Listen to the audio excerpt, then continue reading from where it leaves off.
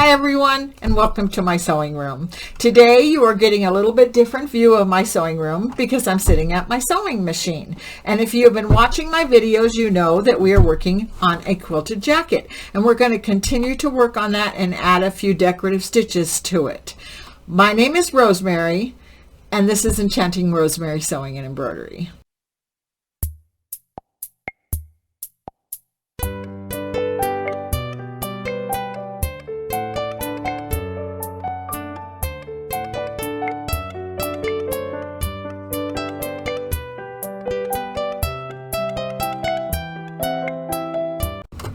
Okay, so as I said before, we've been working on this quilted jacket, and today what I would like to do is I would like to, okay, so you guys can tell that I've already done this, but what I'm going to talk about today is I'm going to talk about stitching in the ditch and using some of the different kinds of feet that are available to your sewing machine.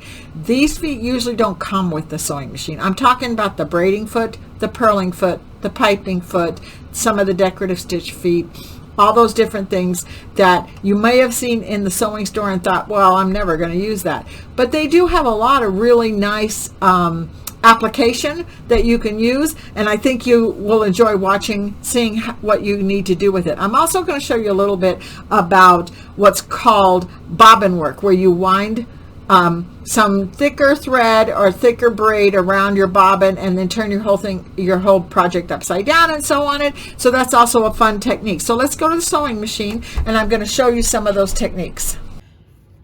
Okay, so the first thing that you want to do when you are doing bobbin work is you need to decide what's going to go in the bobbin. And I found a couple of different threads. This one here is made by Floriani, and it's made specifically for the serger. It's a 12 weight. It's not really heavy. You could actually probably put it in your machine and sew with it if you messed with the tensions. But it does make a little bit prettier look when you're putting it in the bobbin, and you don't have to futz with it too much. So this one works good. I think this one's even better.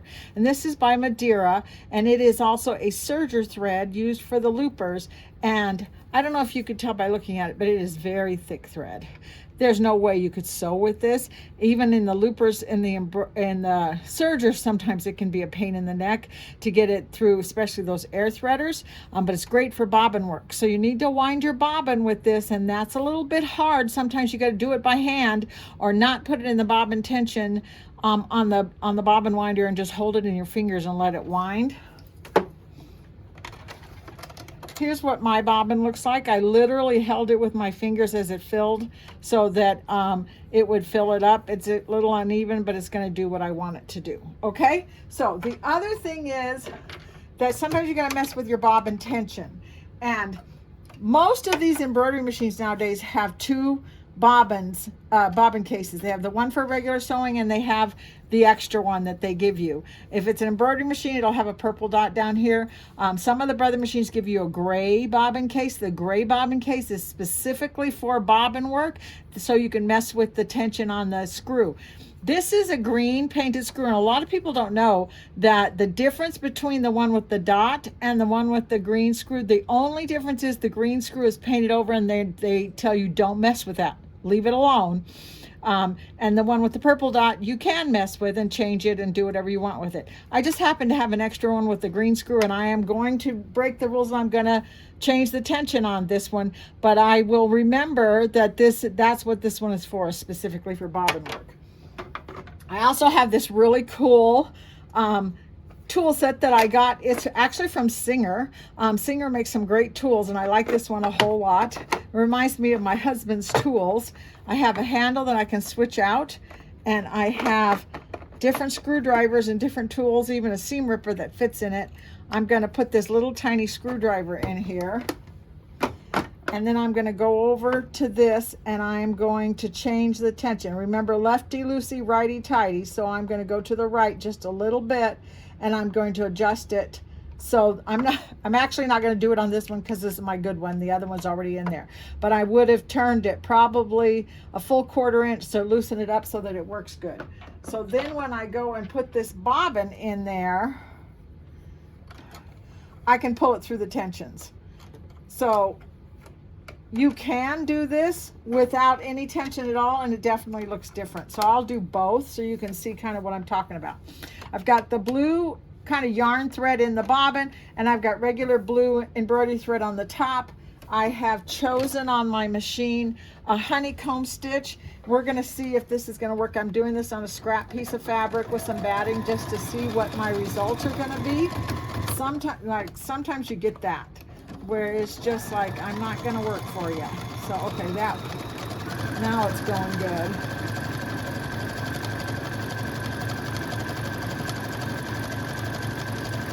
Okay, so usually your your thread cutter is not going to work with that thick thread on there. So we're going to just pull it and cut it with a pair of scissors. And then I want you to see, that's kind of pretty. That definitely doesn't look like this, but it's a different stitch and it's very three-dimensional, and I like it, and I think I'm going to use that on my jacket. I also want to show you what it would look like if I didn't put any tension on it at all. So I'm just putting it in the bobbin without pulling it through the tension, and I'm turning this and pulling it up like that. So there's no tension on that bobbin thread at all. And then let's do the same stitch again. See if it looks a lot different. It's usually loopier, a little looser, a little more three-dimensional if there's no tension. Put the needle up, pull it out, and cut it. And oh my goodness, I really like that. Look how pretty that is. That worked exactly the way I wanted it to. So maybe we'll do that one. I think that looks pretty good. So you got to mess with it a little bit, play with your tension, see what you can do. The other thing is that sometimes you got to take this J foot off and put your decorative stitch, your end foot, on there, because it's not flat down here, and that makes it so it moves over all that thread and gives you a little bit more feed control. So I'm going to put that foot on there, and then here's my jacket piece, and I'm going to sew it upside down. And one of the nice things about this quilt as you go that we did is that I can see the lines where the stitches are, so I know where the stitch in the ditch is going to go. So we're going to put this down, and hopefully with all this practicing I didn't use up all my thread, because it needs to go all the way down to the bottom here. But we're going to start sewing. I probably should have stopped for a minute and made sure I had enough thread, but oh well, let's just go with it. Come on, don't get caught on me. I just tug it a little bit. Don't tug too much or you'll be unhappy with your results.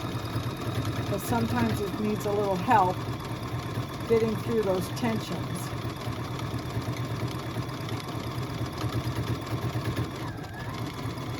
I don't want it to build up on top.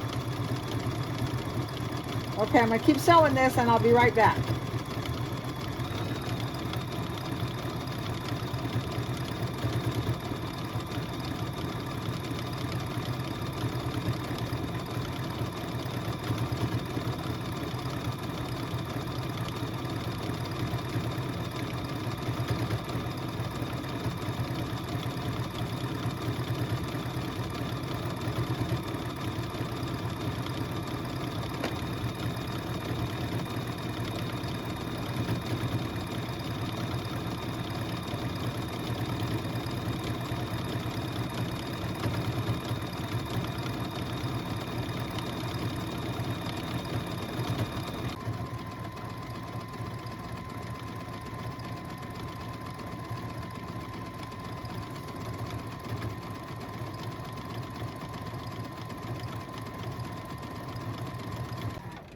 Okay, I think we got it. Oh, don't forget, I'm not going to hit the scissor button. I don't want to try and cut that yarn.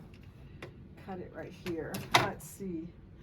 Okay, so it didn't come out the way that other test did. It looked more like the first one, but I still think it's really pretty. I'm going to trim a thread I've got right here. So this is what we ended up with. It kind of looks almost like a serpentine stitch, but it's very three-dimensional, and it's stitched right in the ditch, and it came out really nice. And so again, play around with it, try some different thicknesses of ribbons and yarn and see what you can get. Do it on a scrap before you put it on your nice sweater. So let's move on to couching.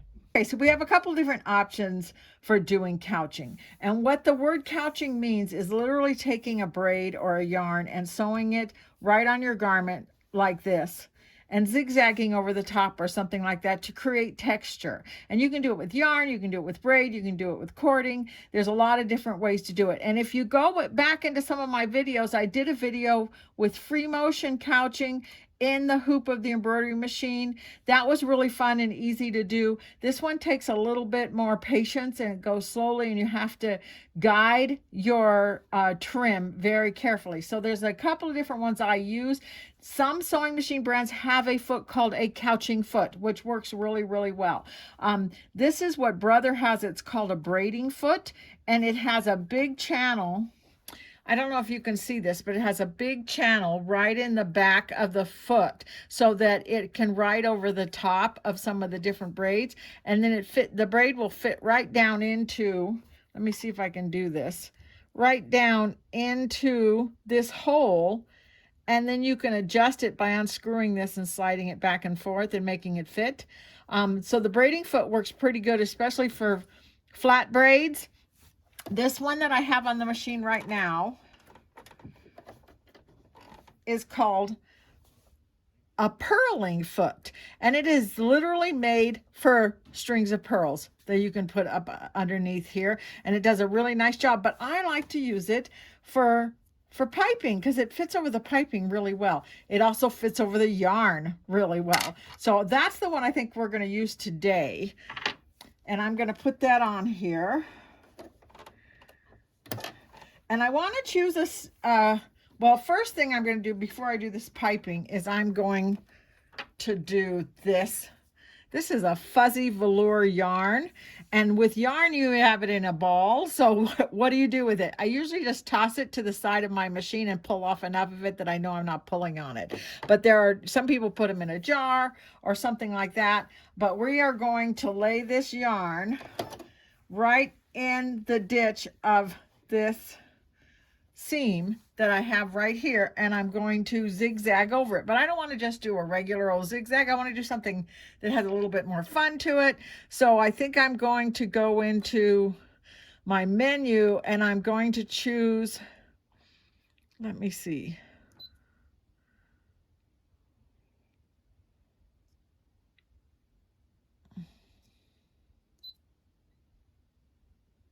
This one right here, which looks kind of like X's and X's and X's, like you're doing cross stitching, but I think that's going to work really well for what we're going to do.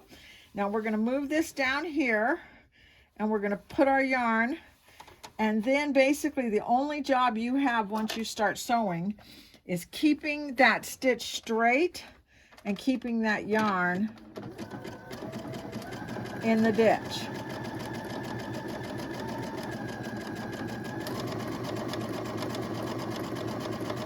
So I'm going to go ahead and finish this up.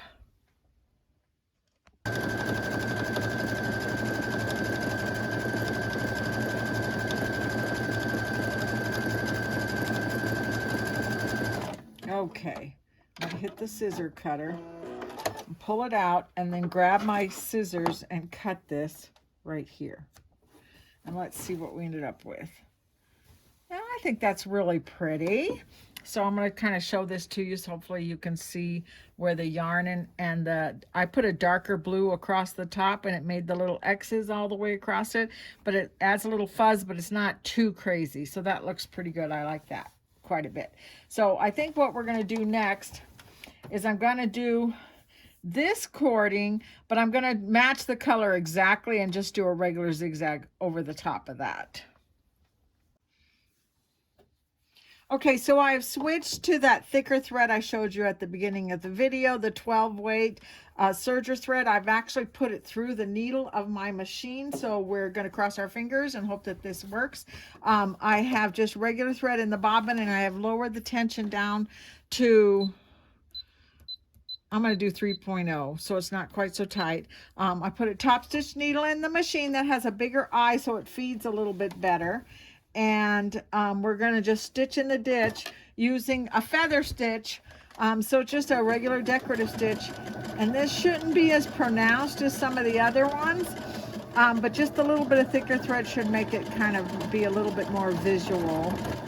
We're going to see how well it works.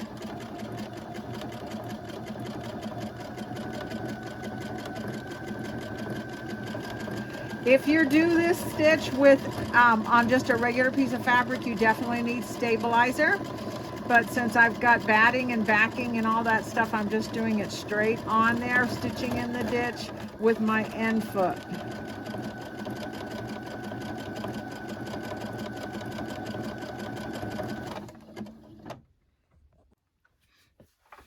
Okay, so I don't know if you can see this, but this stitch here is in the heirloom stitches on most sewing machines that have a lot of stitches on it, and it is specifically made to go over ribbon. So I have some blue ribbon here, and I'm going to lay that in the ditch, and I'll move the camera just a little bit over. I have put that braiding foot on my machine, and then I'm going to just kind of lay the ribbon here, and this stitch is kind of cool because what it does is it sews one side and then it moves over to the other side, and it just kind of sews a ladder over the top of your ribbon.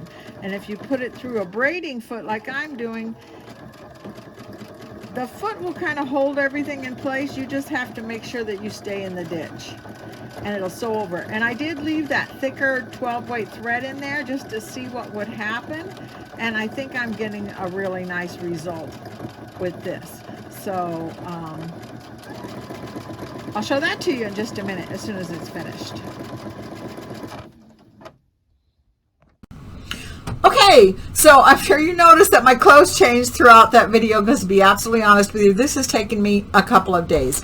There's quite a lot of work in sewing all of these different decorative stitches on here, but I'm very happy with the way it came out. I still have to do the back, and I still have to do the sleeves. So obviously I've got some work ahead of me to get this jacket finished. We'll put some pictures up in the corner so you can see a little bit more closer up how the stitches came out on it. But as I said before, I think it came out very, very nice. And when we get back together again, I'm going to show you how to put it together, how to sew the shoulder seams, the side seams. We're going to put bias tape around the edges, and we're going to finish up this jacket. And I think I'm going to show you another jacket I've been working on that I've been very pleased with the way it has come out as well. So don't forget to come back. Don't forget to like and subscribe, and I'll see you next time. Bye-bye.